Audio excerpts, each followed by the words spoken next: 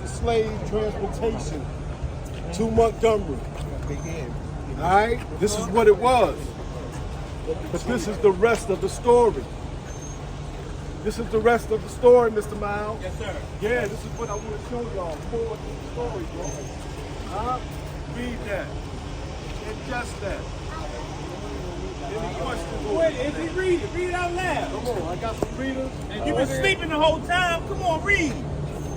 Slave transportation to Montgomery. In order to meet the high demand for slaves in Alabama in the early 1800s, slave traders chained African Americans together in coffins and forced them to march hundreds of miles from the upper south to the lower south, including Montgomery. The overland transportation of enslaved people by foot was slow and expensive.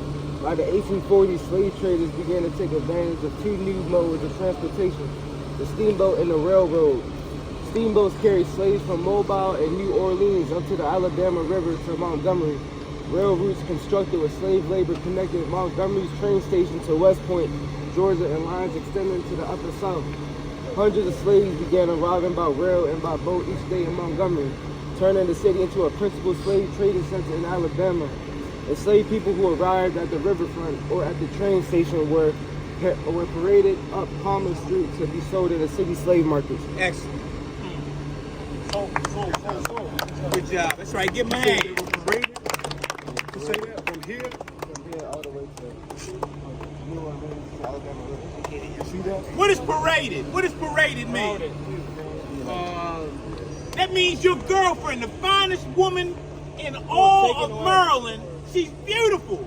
They take off all her clothes, butt ball naked, and walk her through downtown Baltimore. That's paraded. But you can't forget, you too though. Yeah. Boys, son, your family, grandmother, mother, everybody. But they think about it more if you say their girlfriend. Yeah. That's Basically true. ridicule. Then you got Basically, they've made them feel like nothing. So get up, brothers. 1979.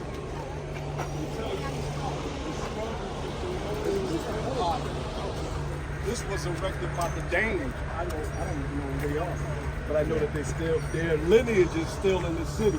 So in 1979, 3 years after I was born, it was still giving us little small nuggets. And it says just the struggle with the Indians. You dig what I'm saying?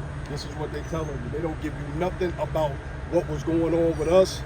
It was just all about the territories and everything that they wanted to take from the indigenous people.